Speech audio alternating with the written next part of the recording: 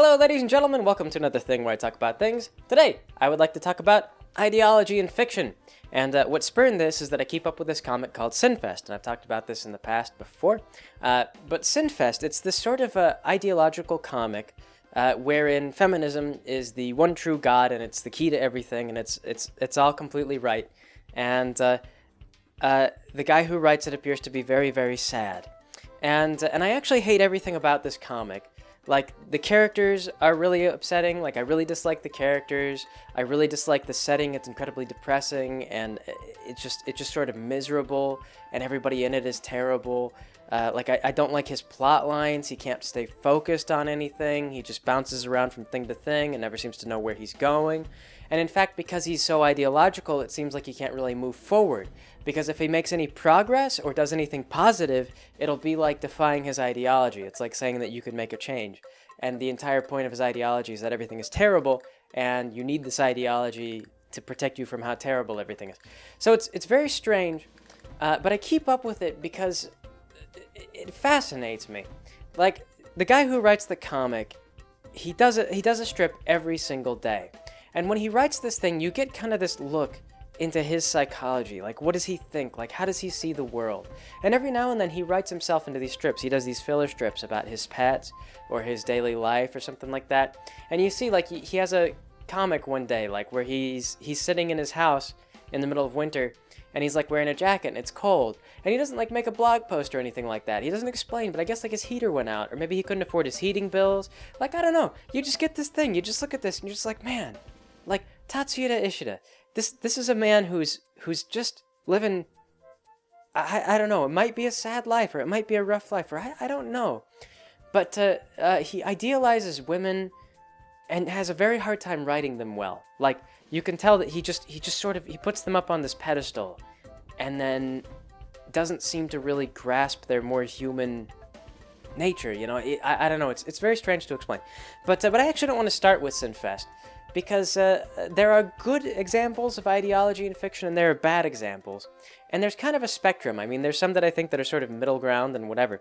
But ideology is fascinating in works of fiction because of the way that the author puts so much of themselves. They betray a lot of who they are when they write fiction. The more into their ideology they are, the more you see their sort of personality come out. And if they're deeply, deeply misanthropic, if they hate people, you get this really strong sense for that when they write ideology. And so the person who I actually want to start with first is this comic author known as Jack Chick. And Jack Chick, if you're not familiar, he was very popular when I was in high school, I think it was. People were just starting to do the webcomic thing that was starting to pick up. And Jack Chick was this guy who had, well before the internet, I think, started writing comics about his Christian ideology. And Jack Chick wasn't just like your regular Christian. He wasn't just like, you know, go to church, be a part of the community, you know, all that sort of thing. He wasn't like your down-to-earth sort of guy. Jack Chick believed that, like, the Catholics were orchestrating a secret conspiracy to rule the world from behind the scenes and things like that. He believed that if you were not the right type of Christian, then, like, you would go to hell regardless of what you've done in your life. He had a comic about where some criminal had repented to Jesus and joined this religion that Jack Chick believed in. And this missionary couple who had been like feeding orphans for their entire life and had done every possible good deed, they went straight to hell. The criminal went to heaven. So like he'd like killed people, but he'd apologized to Jesus. So Jesus was like, all right, welcome in. But Jack Chick was famous because he was so off his rocker, but he believed so ardently in everything that he wrote. And he did like maybe one interview where he explained that he got started doing these comics because one day he was sitting in his house and he saw some kids outside, and I don't know, they had like, yeah, big shoes and the rap music and skateboards and things like that. And he thought to himself, what a shame that this generation is going to hell. I should inform them. And he started writing these comics and then trying to hand them out to people and spread the word that you are going to hell. You are awful people and I hate all of you and you're all going to hell. And he wrote so many of these things. It's amazing. Like, you should try to look it up if you can. But one of the ones that was most interesting, at least to me because I was a role player, was he wrote this thing about, he wrote a tract about role playing. And it was stuff like this. Like, Jack Chick would often write about things, and you could tell he had no idea what he was talking about, because anybody who was part of the cultures that he was attacking or complaining about, they would know that he was just babbling complete insanity. Like, you would never get these sort of, like he would just talk about things that happened in your culture, and you would just be like, that, like, there's no way. But he did a role-playing thing once, and it was really funny because the main character was a female. And that right off the bat, like women are actually way less common in the role-playing setting. Like, we've always had, like, one, usually at most, female players in our role-playing games when we have a girl to come in.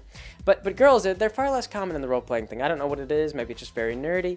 Maybe it's not, like, social enough. I don't know. I don't know what it is. But most role-playing groups can agree. You don't see a lot of women in the group. But anyway, though, the whole thing was run by a woman, and not only was there a girl playing, but there was, like, her friend was there. Like, I'm pretty sure there was an even gender split. So right off the bat, like, everyone who played role-playing, they were like, what? What? No way. What kind of balanced, like, normal group of people is this? Unbelievable. Like, their person is a woman? Like, not a fat dude with a ponytail? Like, that's who their GM is? Unbelievable. Unbelievable. And it only got crazier from there. Gaming jokes and stereotypes aside, what Jack Chick went on to do is he went on to explain that role-playing was actually a gateway into real witchcraft and real satanic magic. And if you role-played long enough, then sooner or later they would start to teach you how to cast real spells. And so this little girl, and this is actually the reason why he depicted a bunch of women role-playing, is because he assumed that it was a gateway to witchcraft. And so he had these girls that were role-playing, and then they were learning to become witches. And so you get this kind of thing. And all of it was just completely ludicrous. Like, none of it really, like, you could tell that Jack had never seen an actual role-playing game. Like, he'd never been to a convention, he'd never seen real role players. Because, like I say, there are women role players, and there might even be like whole women role playing groups. Like I would just never be invited to them because I'm not a woman. But they're less common, and certainly you don't gain magic powers from role playing. That would just be insane. I mean, it would be so much more popular. Can you imagine, like, if you could just play a video game and like it actually gave you the powers that were in the video game? Like, imagine you play like this role playing game. And you're like, oh, I cast a fireball. And then one day you can actually just cast fireballs. So many people would be role-playing. It would just be a no-brainer. People would go for that. Like flies to honey. Yeah. But Jack Chick, though, he believed this stuff with all of his heart. And it was all so fake. And he convinced nobody. Like, nobody believed anything that he said. Like, he would just kind of have these weird things, and you could just tell he didn't know what he was talking about. So he got passed around, and he became this sort of, like, laughing stock of the internet. And I don't know if he's still producing comics, but I get the feeling, like, the guy was so reclusive, based on the interview they did with him. Like, he just didn't interact with people, he was incredibly misanthropic, and his objective was just to make everyone feel bad about being alive, generally speaking. And this was kind of his ideological thing. A very weird guy.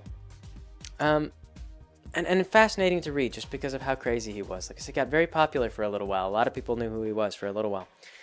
These days, a lot of people don't know. They don't recognize Jack Chick so much anymore. But especially in the role-playing groups, though. At the end of the role-playing thing, one of the funny things that happens was one of the girls, her character dies, and she gets so distraught over it that she kills herself. And that's how one of the girls realizes that role-playing is actually evil and bad for you. And then she says, I'll never roleplay again because it made my friend kill herself. So, like, lots of laughs on that. It's like, that was Blackleaf, her character Blackleaf. Terrible GMing, too, because Blackleaf just goes up to a treasure chest, and she's like, I opened the treasure chest. And then the GM is like, she doesn't even have her roll any dice. She's just like, I declare that you did not find the traps, and you are dead, Blackleaf. And Blackleaf is like, oh, no, now I must die now, for real. So yes. Anyway, though, yeah, guy, he just ardently believed everything that he did. So moving right along, Tatsuya Ishida, the guy who does Sinfest, he reminds me of Jack Chick in a lot of ways, because what I've read about him, because I've looked him up, because he fascinates me, he seems to have that same sort of very reclusive nature. Like, he's got this sort of outlook on the world, and in his original comics, it seems like maybe when he was in college, he was socializing a bit more. But in his older comics, it seemed like he was writing a universe full of people who were misplaced and didn't really know where they belonged in their life. There was a lot of college humor when he was younger. But there was all this stuff about, like they would try to talk to God, and it would be like, why do I feel so small and insignificant? And then God would tease them, and it would be kind of like comical. You could think of it as being sort of like Calvin and Hobbes, but Calvin and Hobbes was much more charming. Like Calvin and Hobbes, every time they would do these comics, and like Calvin would be talking about, taxes or life or just musing about things as he rode down this hill, like with his stuffed tiger in his wagon. And they'd fly off the edge at the end, and that would be like that would be the end of their conversation. They'd have a little joke. And so Calvin and Hobbes was always kind of fun to read because they'd have these interesting, little soliloquies and kind of like poems and things like that. The guy who did Calvin and Hobbes is very creative. In my opinion, I think one of those daily comic guys who deserved his popularity. And Sinfest kind of worked in a similar vein, but less poetic. It was more like it was kind of like looking at life and just saying, like, what's the point? It was like a comic that was having an existential crisis in a lot of ways, in a lot of places. And then at some point, I believe that the author's girlfriend left him. And after that, he started writing a lot about feminism. And he started to take this turn. And the comic went from being, this sort of college humor, like sex jokes and, God, why am I so small? And things like that. And it started being more and more about, like, how feminism was right about everything. And men are terrible. And, like, feminism started fighting the actual devil. Like, he had the devil was a character in his comic. And so the feminists would start fighting the devil. And, like, God became more and more irrelevant. Like, he appeared once and he's like, hey, feminist. And they just, like, blow him off in a puff of smoke. And so he goes on and he writes this. And what he's really intent on depicting is that people are awful. Or men are, at least. At least, like, men are awful. Like, society is awful. Society is run by the devil. And we all condone and we accept this. And, and like, we tolerate and we enjoy, like when women suffer, Pimps are idolized and all these other things. And it's super weird because there are times that he'll do something and I get the impression that maybe he had a fetish or something like that and that he feels guilty about it. Like, he gets into BDSM a lot and, like, he talks about porn and he almost universally represents porn as, like, BDSM, but an incredibly, like, violent and dangerous sort of BDSM. And again, it's another one of these things, like, you just see this, it's very ideological. It's very built around the idea of, like, he wants to put people down. He wants them to feel bad about their lifestyle and feel like, they're awful people and things like this. And the difference between him and Jack Chick is that Jack Chick got popular on the internet as that sort of Bible thumping was falling out of vogue. I mean, like, you saw a lot of people would make fun of Bible thumping. I believe Saturday Night Live at the time had this parody thing called Crazy Church Lady or something like that, where they would have a guy go out there and he'd put on a wig, he'd dress in drag and he'd put on this wig, and he'd go out there and he would say, like, everything was caused by Satan. And, he was like, oh, who is this Santa really? Could it be Satan? And that was the joke. I mean, he was just like he was a crazy Bible-thumping church lady. And, there was a time when being crazy and Bible-thumping actually would have been a really good idea. I mean, there was a historical period where that was the way to be. But when Jack Chick got huge on the internet, religious fundamentalism was kind of being scrutinized in a negative light. Like, people were sort of tired of it. They didn't like the moral thumping. It was like a generation ago. I don't know, not even a generation ago. I know, it just was the thing that people didn't really have a lot of respect for. But feminism, on the other hand, has been more on the rise. I don't know if it still is. The thing about these kind of identity politics is I eventually got sick of them. And the internet is weird because once you stop looking into these sorts of things, you stop getting prompts to look into it. Like, for example, if you go on YouTube and you look up, like, some, identity something or other, like feminism, anything having to do with feminism, you watch one video and then YouTube comes back and they try to show you other videos that agree with the perspective that you originally watched. So, I know of people who are like, no, it's still a huge deal. There's still stuff going on. Like, people are still upset. It's sort of like, I just quit paying attention to it, and so I don't see it hardly anymore. But I have seen some evidence, though, that we're kind of looking at the same thing. Like, feminism has been on the rise, but I have had some kids, like, come into the stream, or do, young teens, like 13-year-old kids, and they come in and they just think the whole, triggered and I'm offended, and it's just a huge joke to them. So we might be looking at that, where we've got this sort of rise of moral authority, and then it's going to kind of decline as the next generation comes along, and they're sick of being told by mom and dad, like, shut up, mom and dad, like, you don't really know, like this isn't lining up with my actual experiences in life, and so on and so forth.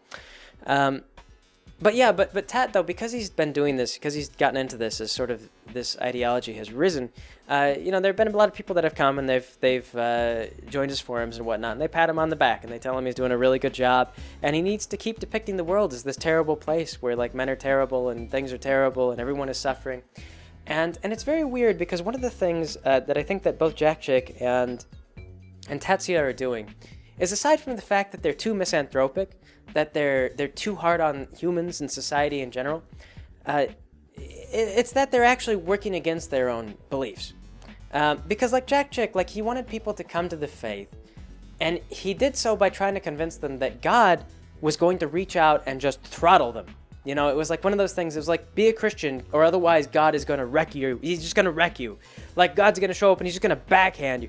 He tried to frighten everybody. Like, he wanted people to live in fear of his ideology. And then he would turn around and try to, have his cake and eat it too, and say, like, live in fear of my ideology, but also come be a part of it.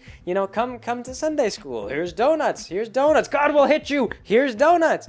And it's just sort of like, it's not really a good way to draw people in. Like, if you really want people to come to the faith, then you have to show them what's beneficial about the faith. You say, like, here's the community, look, here's the donuts, and this is Ron. Ron does the Sunday school. Ron's a really nice guy.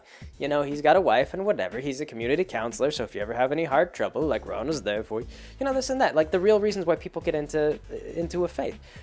And the thing with the feminism, too, is that you get these people who are incredibly misanthropic.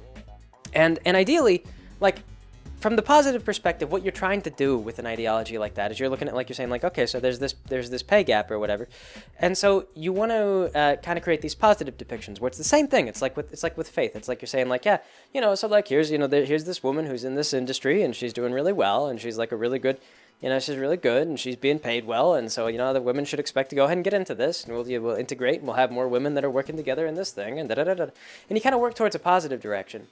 And sort of encourage people. You show them where the rewards are, rather than it's so much weirder. Like, if you just run around, you're saying, like, become feminist or you will get raped, and like, it's like it's that same deal. It's like, become a Christian or you will get slapped by God. You like, if you do that, you get to where you kind of have this, like, if you bring people in by fear, you're creating this incredibly unhealthy atmosphere, and you also drive people away.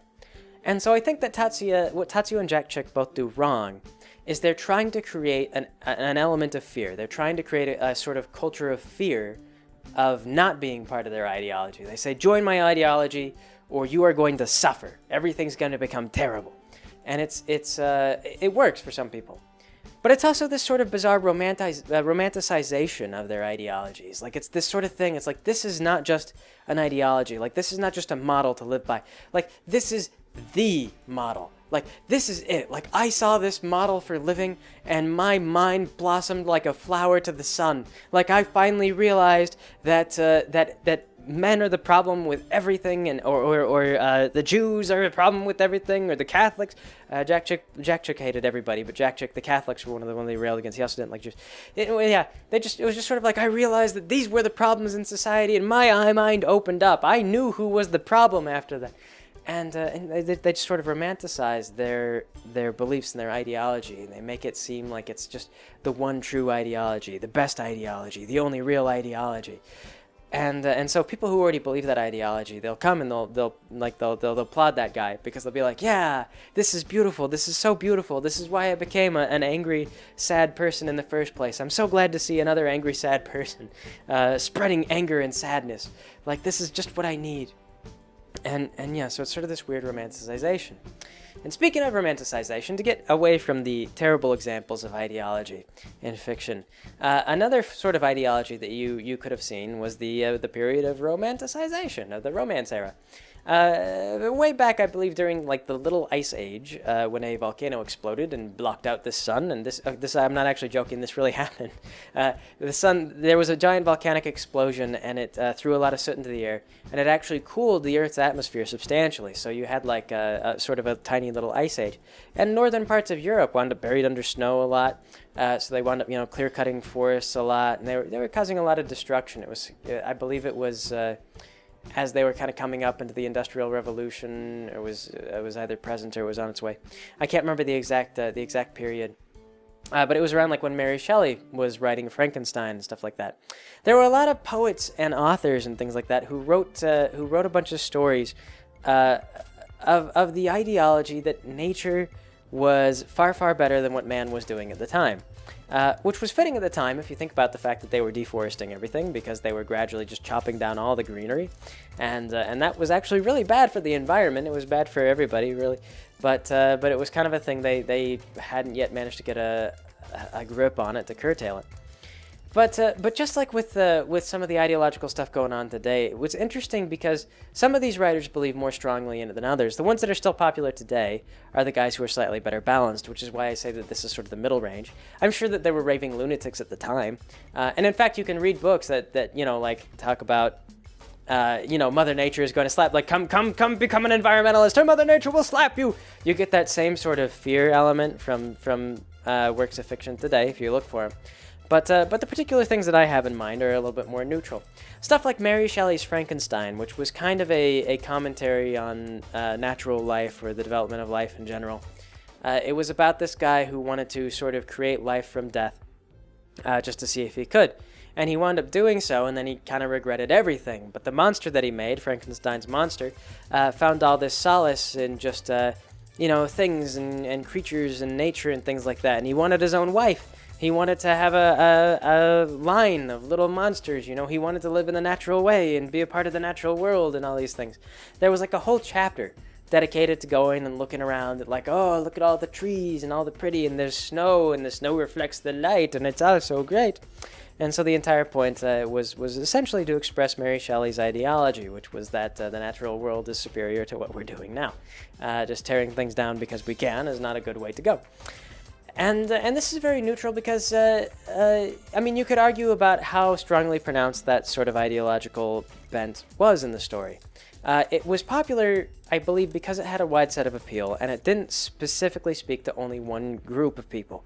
Like things like Jack Chick and Sinfest, like Chick Tracks and Sinfest, they both speak to just a singular demographic. Like Sinfest speaks to the hardcore feminist demographic, the demographic that believes that, men are really destroying the world, or that really believes that Catholics are really destroying the world, or whatever. They're kind of, like I say, they're misanthropic. They're focused more on, like everything's awful, I hate everything. But the Frankenstein was focused a little bit more kind of on this, like, here's this story about this creature, or this man who makes a creature, and this and that.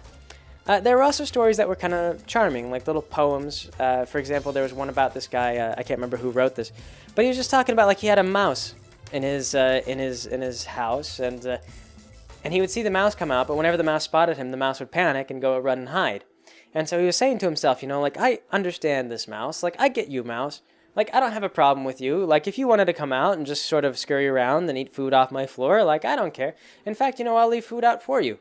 And you can just have the food that much easier. Like, if only I could live, at one with the mouse. Like, if I could have an understanding with the mouse. Like, the mouse would the mouse would pay rent and do the dishes. And I would, he doesn't actually go into rent and dishes, but he has this sort of idealistic look on, the natural world. It's like, yeah, a mice, it's harmless. And of course, in reality, with those things, ideology, what's fun about ideology is that it's generally wrong, and not completely wrong. What it is it's always a model. Like it's like saying like gravity is a model. Like if you throw a thing up, it'll come back down.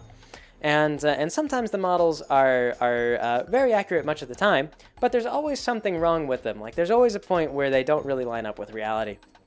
And so the natural world thing, there were times when you throw the ball up and it comes back down. But then there'd be other times when you throw the ball up and it would just stay stuck in the air. It would never come back down because that, they would describe a weird thing. Like you'd be like, no, this is how the natural world works. And you'd be like, well, what happens when you just throw the ball up and Like the thing with the mouse, for example. Like you say, like, okay, so you have this mouse and you have an understanding with the mouse and you feed the mouse, and then it turns out there was more than one mouse, and they start having mouse children, and then those mice, they eat the food, and they grow and they grow and they grow, and pretty soon they get into your pantry and they ruin all your food supplies. Like, it's in the middle of winter, and they eat you out of house and home, and they start pooping everywhere, which, and then they bring in cockroaches, and they start carrying disease, and then you die from a mouse infestation. Like, the natural world doesn't they don't care whether or not you truly grasped the innocent nature of the mouse. Like, yeah, the mouse was innocent. It wasn't evil. It wasn't maliciously trying to destroy you. But there's a reason why we live kind of at odds with nature. It's because nature is a cold, unfeeling bitch. And you have to understand that nature is just a cold, unfeeling bitch sometimes. So yes, much more neutral. Pleasant to read, like nice to think about, not like actually out to attack people, those particular kinds of romantic stories or anything like that. They were just sort of about like, oh, wouldn't things be better? And that's actually where you get closer when people write ideology. That's where you get much, much closer and do much, much better for bringing in converts, because you're sitting there and you're just thinking, like, wouldn't it be nice if we just lived in harmony with a mouse? And another person kind of looks over and they go, yeah, I can see that. I just have this adorable little mouse hanging around. Like, they're kind of cute, aren't they? With little whiskers. Like, yeah, I can believe that. And nobody's threatening to smack you across the face. Like, nobody's telling you you're going to go to hell. Like, you just think, yeah, nice little mouse. That's good. Yeah. But, and then finally, though, I think the best way to really persuade people over to your ideology, though, or to write ideological writing at all, is to sort of be honest with people and very balanced. And this is one of the things, this is why I think that people who are very, very ardent ideologues are always going to write the worst kind of stories. And people who are much more moderate and much more even-headed are always going to write kind of your best writing. And one example that I think is good is I'm a big fan of Terry Pratchett, so I'm going to say Terry Pratchett. This is me being a fan of him. But the books he wrote were really nice because he would write about all kinds of different walks of life. And he could write about different kinds of things, like racism. He would write about racism. He would write about gender politics. He would do all these things and would never become tiresome about it. Because what he always did is, on the polar opposite end of the Jack Chick and Tatsuya Ishida spectrum, it seemed like Terry Pratchett genuinely liked people. Like, he thought that people were amusing, but he liked them, And so you would have these characters that would come in, and they would be like vampires, And they'd suck blood. Like, that was like their thing. They actually would just sit there, they would hypnotize you and suck your blood. And there's not a lot of ways that you can sort of justify that and make that good. And so what Terry Pratchett did is he didn't turn around and be like, yes, like the vampires, they're so misunderstood, try to respect them or slap you in the face. It was like the vampires were trying to integrate into society in his novels. And they were doing it by coming up with these ways to sort of like distract themselves from drinking blood, because it turned out in his setting, the vampires didn't need to drink blood to survive. They did it because it was an unholy craving, is what it was. So the vampires got into like hobbies and things to distract themselves from thoughts about drinking blood, and they had their own the Red Ribbon League, which reminded them not to suck blood, and they wore the red ribbon, and that was so that people knew that they were in the Red Ribbon League, and they didn't suck blood like the other vampires, and they tried to integrate it to society.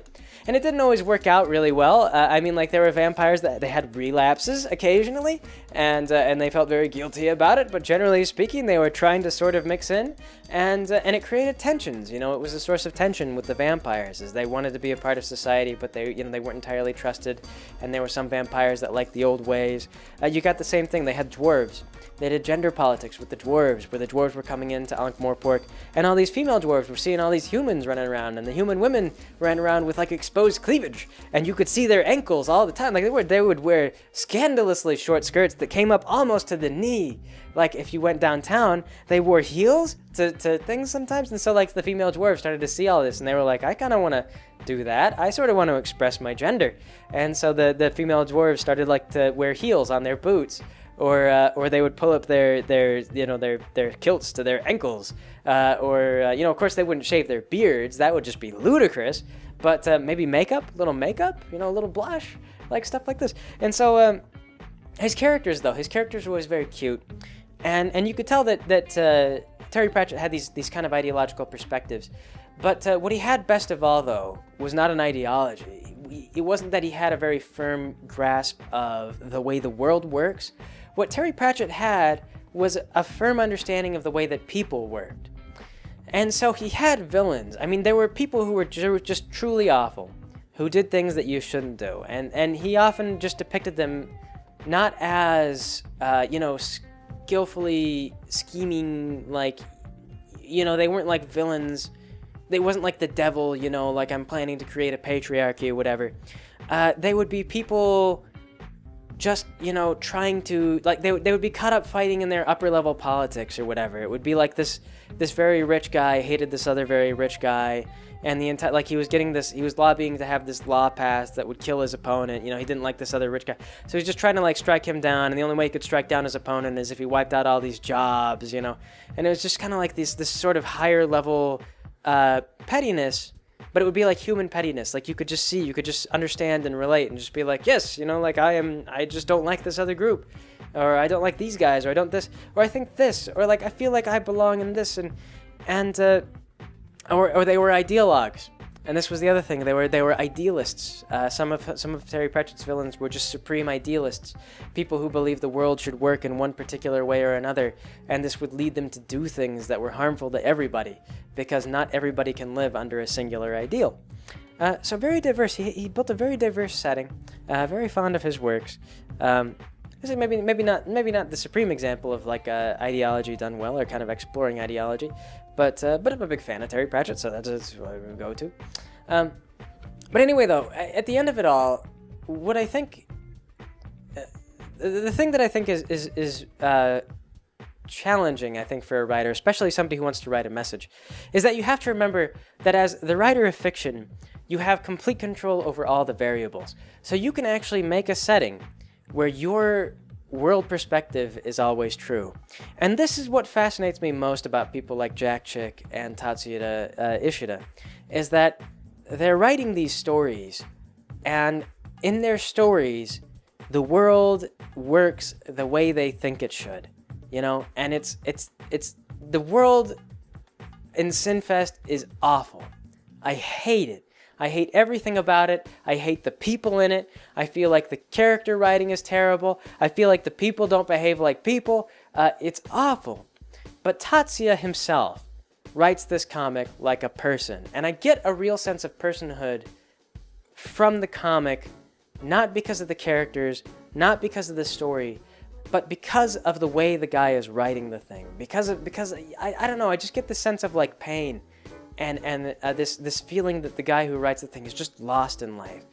And Jack Chick, you kind of get the same thing. Like, I just get the sense of a man who is just angry all the time. There's a person in the comics. It's so weird. And so they're not writing people. They're not writing society. They're not really building a model that you can believe that works for the world. They're writing themselves. And when their settings are so bleak and so terrible, you realize that they themselves must have that element of bleakness and sadness inside of them. And it's just interesting. Like, I can't stop reading Sinfest. I hate that series. But man, like, I don't know. Guy is so weird. I mean, like one example I think I'll close on is I live in Kansas, and when I was in land survey, I did a lot of work around the Missouri area. And so the Ferguson shootings was a big thing that went around. It was actually what spurred the Black Lives Matter movement, which has been big right now. And Tatsuya Ishida decided that he was going to tackle that whole thing, the Ferguson deal. And so what he did is he took one of his feminist characters. He had a black girl that he drew for his comic, and he had her drive out to Ferguson and join the Black Lives Matter protest. And it was very bizarre. And this was another one of these things where you get this sort of look into the head of the writer, and you just sort of like, I marveled at this page for the longest time, because I remember looking at the comic, and he had drawn these protesters, and drawing crowds takes a long time, so he didn't draw a very large crowd. But what he chose to draw, it betrayed this sense that Tatsuya had no idea what he was doing. Like, the setting that they were in. Like, I've seen bad areas in Missouri. Like, I've been in bad parts of town. I've been in places like you find dead dogs in the waterways, you know, like I like strays running around while you're trying to work. They come up to you and beg for food at your lunch hour, you know. Like, I've seen bad areas. And what Tat drew did not look like a bad area of Missouri. What Tat drew was like, it looked like the pier of San Francisco, maybe. Like, I've seen that area, and it just looked like it looked like a nice part of San Francisco. And then the people that were in the crowd, they didn't look like people who were like living, you know, on hard times in a rough area. They were wearing like, you know, like pop collars and like nice shirts and belts and whatever, like slacks and things like that. They looked like they were, you know, if not well off, then at least like doing okay. You know, it wasn't a rough area. And again, like, you know, you go down to a rough area, and this is, it's just not what they look like. You had to look up a single reference image, and you would have seen not a single person in any of the pictures of Ferguson dressed the way that Tatsuya was drawing these people looking. And then finally, one of the more bizarre things that he did was you actually couldn't see a lot of protesters. What you got to see instead were all of his feminist icons that he'd drawn, all his special feminist characters, who were standing out front and center and doing the protest. And it was weird because I think there were maybe like there were like 10 people, and like 2 of them were black, and then 5 of them were his feminist characters. And you couldn't even, I think you could see the face on like a single one of the background guys. Like, I could see the clothes on everybody, but you only got to see the complete unobscured face of like one of the protesters, and the rest of it was just completely focused on his feminist characters.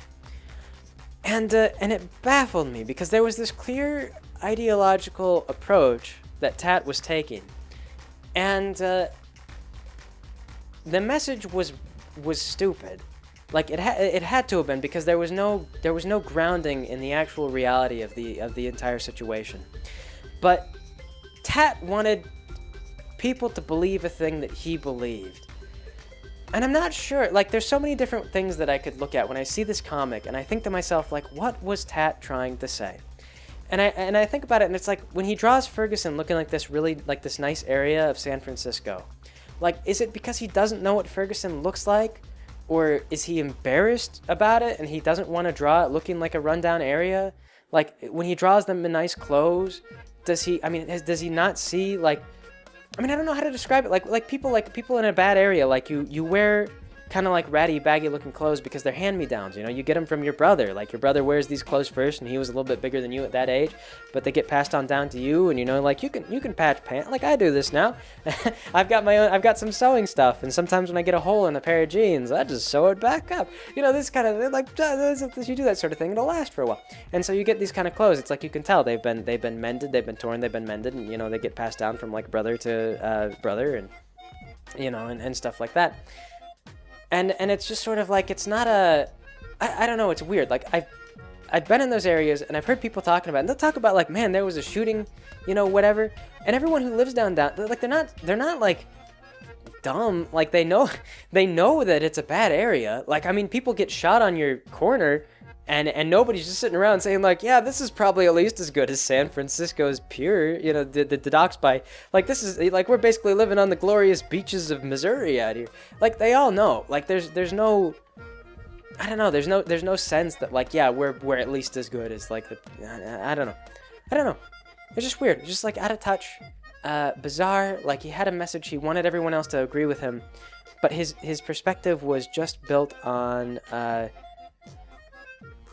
I don't know. Like, I just don't think he gets out. Like, I don't know. He just fascinates me. Fascinating. But ideology in fiction, yeah, you can control all your own variables. If you want to write a fictional world where a bad part of Missouri is like beautiful and scenic and has all kinds of trees and great, you know, civil infrastructure and everything like that, in spite of all the contrary evidence, then you're the fiction writer. You can do it.